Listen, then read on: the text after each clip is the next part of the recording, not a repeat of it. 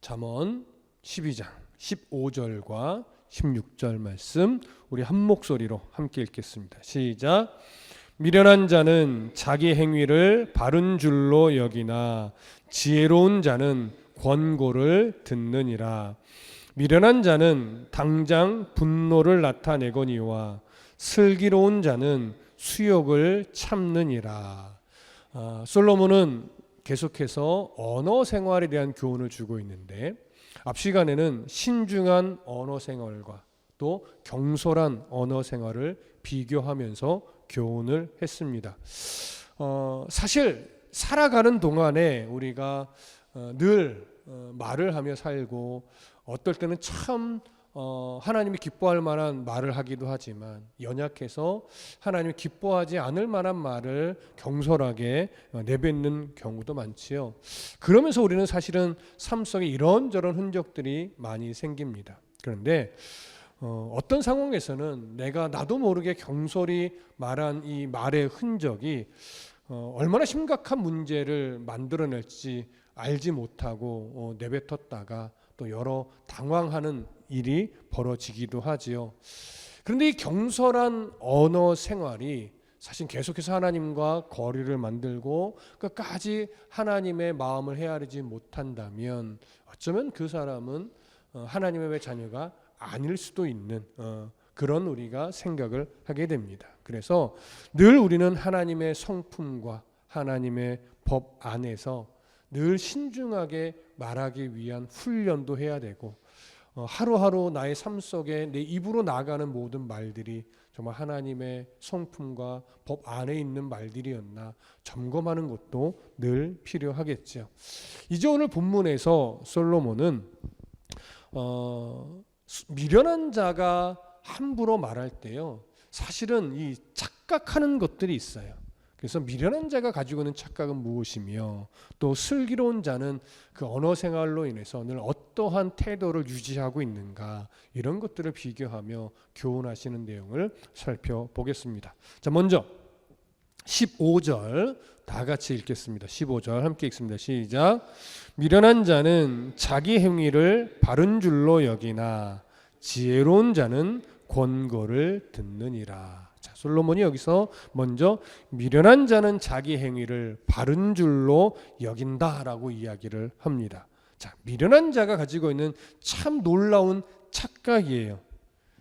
오늘 본문에서 말하고 있는 이 미련한 자의 대표적인 특징, 바로 지혜자의 충고를 무시하고 자기가 행하는 말이 옳다라고 여긴다는 사실이죠. 자, 왜 이들이 지혜자의 충고를 듣지 않을까요? 본문에도 언급되어 있듯이 자기가 하는 말이 옳다라고 여기기 때문에 그래요. 그 왜 이들이 자기가 하는 말이 옳다라고 여길까요? 그들의 마음에 하나님의 말씀이 기준이 되어 있지 않기 때문에 그렇습니다. 이런 하나님의 말씀은요, 언제나 우리의 연약함을 알라는 거예요. 그리고 하나님의 크심을 알라는 거죠. 우리의 연약함 속에는 우리가 행하는 말들은 항상 하나님의 마음이 없으면 사단이 기뻐하는 말을 할 수밖에 없다라고 하는 늘 경고를 주는데, 그런 기준이 서 있지 못하니까 항상 사단이 주는 마음 안에서 내가 하는 말이 늘 옳다, 내 경험이 옳다, 내 지식이 옳다, 늘 이런 생각을 하게 되거든요.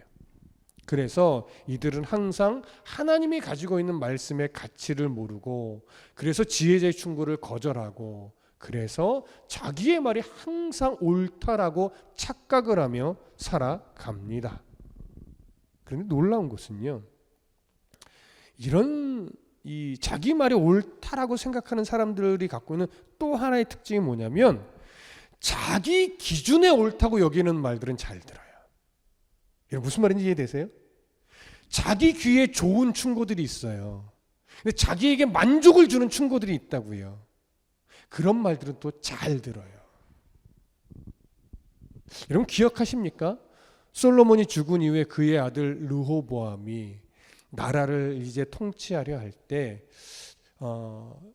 지혜자들, 그러니까 솔로몬의 충신들에게 물어요. 어떻게 하면 나라를 잘 다스리면 수 있겠습니까? 그랬더니 그 충신들이 뭐라고 말하냐면 백성들의 말을 잘 들어주고 그들의 세금도 좀 감면해 주면서 그 백성들의 마음을 위로하고 어루만지시는 통치를 하면 좋을 것 같습니다라고 정말 좋은 조언을 하거든요.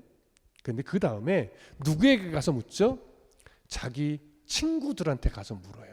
그 친구들은 백성을 걱정하는 자들이 아니라요, 어떻게 하면 왕의 비율을 맞춰서 자기의 권세를 더 높일 수 있을까, 이런 친구들이에요. 그러니까 그 친구들이 뭐라고 말하냐면 왕이시여 선왕보다 더 강력하게 백성들을 옥죄고 더 일을 시키고 세금을 무겁게 매기면서 그들을 더 강력하게 이끌어 가시면 왕의 권세가 더 튼튼해질 겁니다. 이런 어리석은 조언을 해요. 그때 르호보암이 어떻게 했어요? 충신들의 말을 듣지 않고 간교한 친구들의 말을 듣고요, 통치를 잘못했어요.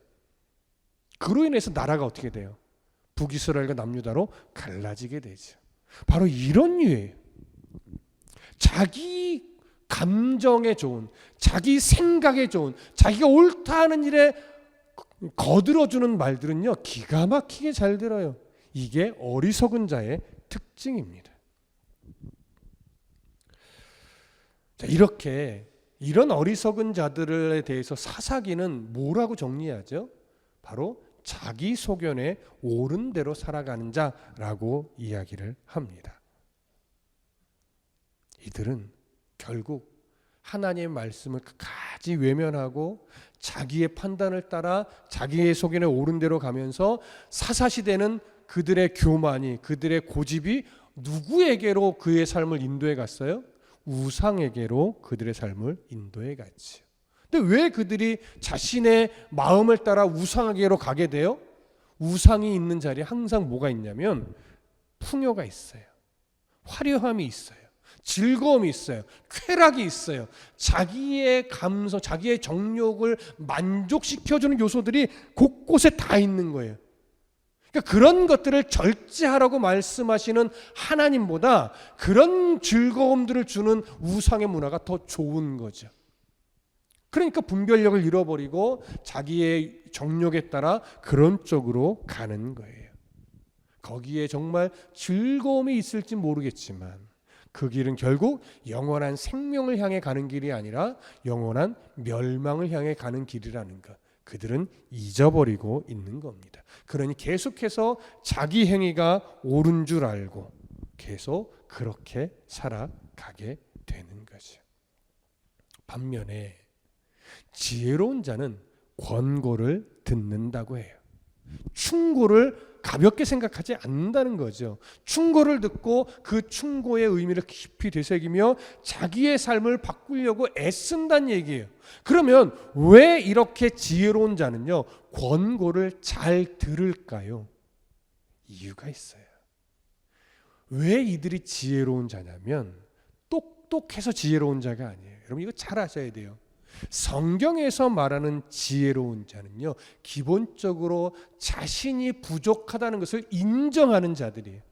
자신이 연약하다는 사실을 알고 인정하는 자들이에요. 그래서 하나님의 말씀이 진리라는 것을 인정하고 알며 그래서 남의 충고에 늘 더 귀를 기울이고 그 충고를 따라 자신을 점검하고 그래서 부족함을 고쳐 나가려고 애쓰며 하나님의 말씀에 부합한가를 날마다 점검하면서 살아가는 자죠. 이런 자가 성경은 지혜로운 자라고 해요. 성경은 언제나요, 똑똑한 자를 향해 지혜롭다고 말하지 않아요. 하나님의 말씀에 귀 기울일 줄 알고 사람들의 충고를 마음에 담을 줄 알고 자신의 연약함을 인정하며 부족함을 인정하면서 하나님의 크심 앞에서 늘 말씀을 따라 순종하며 살아가려고 참으로 애쓰고 노력하는 자, 이런 사람을 지혜로운 자라고 합니다. 그러니 보십시오. 충고를 듣지 않는 미련한 자는 자기 소견에 옳은 대로 살아가니 계속해서 미련하여집니다. 세상에서 똑똑할 수는 있으나 지혜로운 자는 되지 못하는 거죠. 그러니 그들의 삶은 계속해서 무엇인가 소유한 것 같고 무엇인가 올라가는 것 같지만 그 풍요는, 그 높아짐은 결국 멸망을 향해 한 걸음 더 다가가는 모습밖에 되지 않아요. 하지만 지혜로운 자는 어쩌면 세상에서 좀 잃어버리는 모습일 거예요. 어쩌면 세상에 좀 낮아지는 모습일 수도 있어요. 그러나 그 사람은 하나님의 마음을 알고 그 마음 안에서 살아가기 때문에 계속해서 지혜로워지며 계속해서 하나님과의 관계가 화목되어서 결국 그들의 삶은 세상에서는 연약할지 모르나 하나님의 마음에 한 걸음 더 다가서며 영원한 하나님의 나라를 살아가는 참으로 복된 모습일 겁니다. 여러분, 이렇게 자기 자신의 연약함을 인정하며 지혜자의 충고를 가슴 깊이 새겨듣고 고치려고 애쓰던 대표적인 인물이 누구일까요? 바로 다윗이지요. 여러분, 표면적으로 사울과 다윗을 비교하면 잘못은 다윗이 훨씬 더 많이 했습니다. 그럼에도 성경이 사울과 다윗을 비교하며 사울은 하나님이 버린 자로, 다윗은 하나님이 끝까지 세워간 자로 소개하는 이유는 다윗은 하나님이 선지자를 통해 주시는 책망과 권면을 가슴으로 들을 줄 아는 자였어요. 그래서 눈물로 회개할 줄 아는 자였어요. 그리고 그 충고를 들은 이후에는 고치려고 애썼던 그런 인물이었습니다. 그렇게 다윗은 성장해 갔지만 사울은 선지자의 말 듣지 않았죠. 그리고 끝까지 자기의 유익만을 구했어요. 그게 사울의 모습이었어요. 그래서 사울은 결국 하나님 앞에 버림을 받는 인물로 대표되는 사람이 되어 버렸죠. 우리도 일상을 살아갈 때 이런 지혜자의 모습을 가져야 됩니다. 하나님의 말씀의 크심을 인정하고 나의 연약함을 바라보면서 지혜자의 권고를 잘 듣고 하나님의 말씀 앞에서 내 삶을 잘 점검하며 순종의 삶을 살아가는 자. 여러분, 똑똑한 사람이 되려 하지 마시고 지혜로운 사람이 되려 해주시기를 소망하고 축복합니다. 16절을 이어서 보겠습니다. 잠언 12장 16절 함께 읽습니다. 시작. 미련한 자는 당장 분노를 나타내거니와 슬기로운 자는 수욕을 참느니라. 지혜자의 충고를 무시하며 살아가는 미련한 자는 분노를 참지 못한다고 합니다. 이들은 자기의 행위가 늘 바른 줄로 알고 하나님의 말씀의 가치를 알지 못하며 살아가기 때문이죠. 그래서 지혜자의 충고를 무시하는 겁니다. 그러다 보니까 자신을 향해 무엇인가 불편한 말이 다가올 때, 그리고 자기에게 있어서 참 힘겨운 일이 생길 때 그는 자신의 부족함을 인정하지 않고 자신이 틀렸음을 인정하지 않는 자이기 때문에 즉시로 분노가 자꾸 표출되게 됩니다. 오늘날 뉴스에 나오는 자기의 어떤 감정을 통제하지 못하는 이들 대부분이 이런 유예예요. 자기가 옳다고 여기는데 그것이 제재당했을 때, 자신의 감정이 우선인데 그 감정이 제재당했을 때 왜 그럴까를 생각하는 성향으로 나가지 않고 분노로, 폭력으로 반응하는 모습이 나타나죠. 그것이 요즘 시대에 더 많이 드러나는 것 같습니다. 이렇게 자신의 감정을 절제하지 못하고 즉시 분노로 표출된 대표적인 인물 누구겠습니까? 바로 가인이죠. 가인과 아벨이 하나님 앞에 제사를 드렸을 때 어쩌면 가인이 더 하나님 앞에 열심으로 열정적으로 제사를 드렸는지 모르겠습니다. 그런데 아벨의 제사가 하나님 앞에 상달이 되고 가인의 제사가 거절이 되자 가인의 마음에는 분노가 생겨났습니다. 하나님을 향한 섭섭함이 생겨났죠. 왜냐하면 아벨보다 자신이 더 정성스럽게 제사를 드렸다고 생각하는데 왜 자신의 제사를 거절했는가? 이것으로 인해서 하나님을 향해서는 섭섭함, 아벨에 대해서는 분노가 치밀어 오른 거예요. 그때 하나님이 가인에게 말씀합니다. 네 앞에 죄가 엎드려져 있구나. 너는 그 죄의 마음을 다스려라. 그런데 가인은 그런 하나님의 말씀을 듣지 않았어요. 왜요? 분노가 더 앞서 있었고 하나님의 충고를 들을 만한 귀가 없었기 때문에 그래요. 그래서 그는 하나님이 그런 말씀을 해주셨음에도 불구하고 결국 아벨을 밖으로 끌고 나가 그를 돌로 쳐 죽이는, 그래서 성경에 기록된 최초의 살인자가 되는 안타까운 역사를 만들어냈습니다. 바로 이렇게 분노가 즉시로 표출되는 사람은 자기 자신을 돌아볼 줄 모르는 참으로 어리석은 자예요. 반면에 솔로몬은 슬기로운 자는 수욕을 참는 자라고 이야기를 합니다. 슬기로운 자, 앞에서 언급한 지혜로운 자와 동일한 표현이죠. 이렇게 슬기로운 자는요, 나를 향한 어떤 불편한 말이 올 때, 또 내 감정을 누르기 힘겨운 상황이 생길 때, 그때 자기의 분노를 먼저 드러내기보다 먼저는 충고를 겸손히 받아들입니다. 그리고 일어나는 상황을 잘 살핍니다. 그러면서 자신을 돌아봅니다. 이런 자가 참으로 슬기로운 자고 지혜로운 자죠. 이런 지혜로운 자는 충고만 듣는 것이 아니라 불편한 상황이 생겼을 때 자신의 감정을 절제하고 누를 줄 알며 신중하게 자식이 상황을 살펴서 정말 무엇이 문제이고 내가 어떻게 하는 것이 하나님의 성품과 그 법에 합할까, 이걸 고민할 줄 아는 사람이에요. 성경에 기록된 분노를 누르고 상황을 잘 살피며 하나님이 하라는 그대로 순종하여 큰 은혜를 입었던 인물 한 사람을 뽑아보라면 나만 장군을 뽑을 수 있을 겁니다. 이방 나라의 장군이었고 엘리사에 대한 소문을 듣고 나서 자기의 이 심각한 피부병을 고쳐보고자 엘리사에게 왔지요. 근데 엘리사는 어떻게 했어요? 문 밖에 나오지도 않고 그저 퉁명스럽게 하나님의 말씀, 강에 가서 7번 씻어라, 이런 말밖에 해주지 않았어요. 나와서 영접하지도 않았어요. 나만 장군은 처음에는 화가 났죠. 우리나라에도 더 깨끗한 강이 많은데 왜 그 강에 가서만 씻어야만 하는가, 그래서 돌아가려고 했어요. 그런데 한 종의 조언을 듣죠.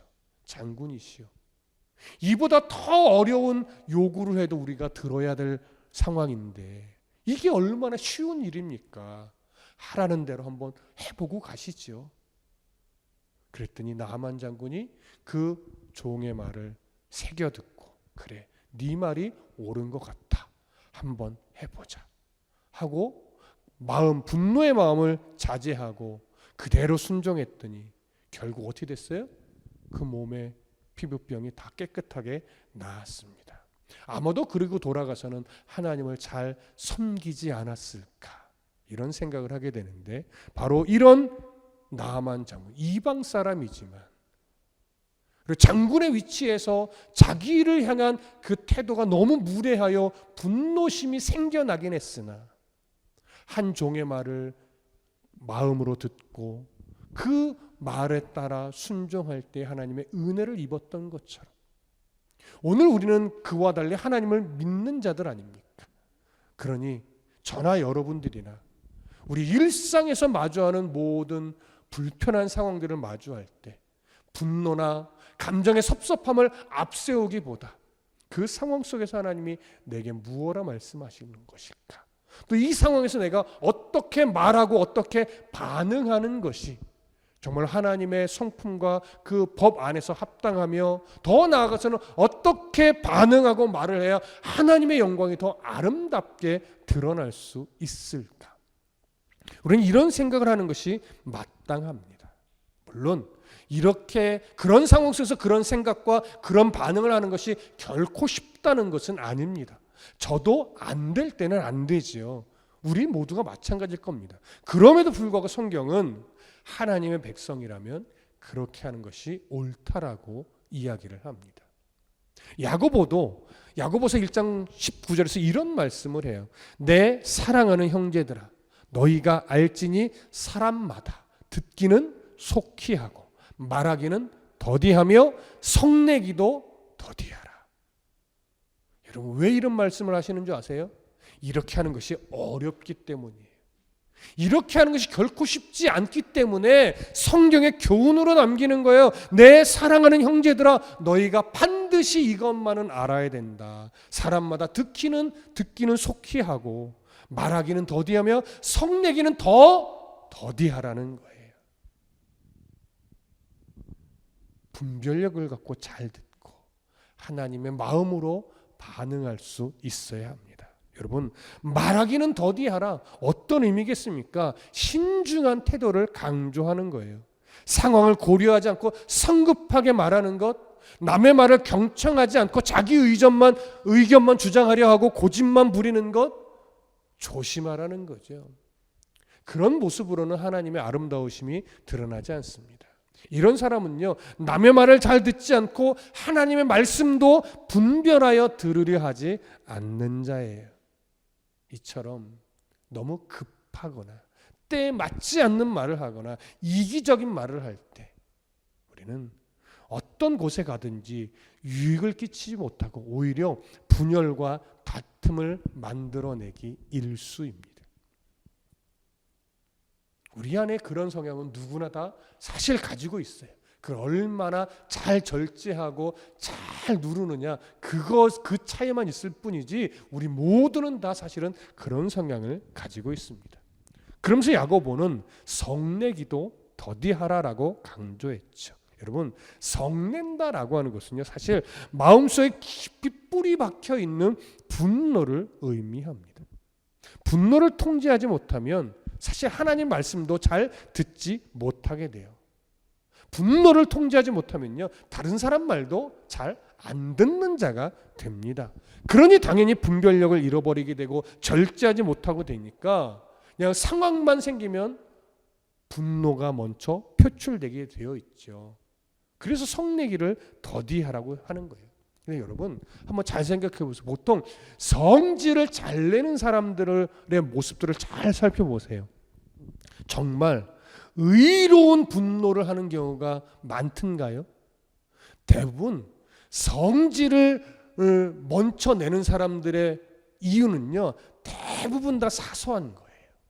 대부분 다 그리 중요하지 않은 거예요. 보편적으로 그냥 자존심 또는 자만심, 아니면 자기 주장, 아니면 관용하지 못하는 거, 아니면 완고함, 자기 감정, 이런 것들이 하나씩 탁탁 걸릴 때마다 그냥 성질을 먼저 내는 거죠.